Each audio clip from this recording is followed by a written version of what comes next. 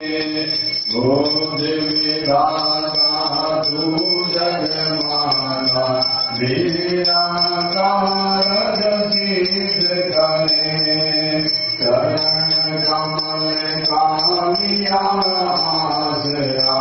शरण तुम्हारी आज पड़े जब जब भीड़ पड़ी भक्तन तब तब आय सहाय करे संतन प्रतिपाली सदा उदारी जयकारी कल्याण करे गुरु के बाद सकल जग मोयो करुणी रूप रूप धरे माता हो कर गोत्र गिरावे कही भाई भोग करे तुम सुखदाई सदा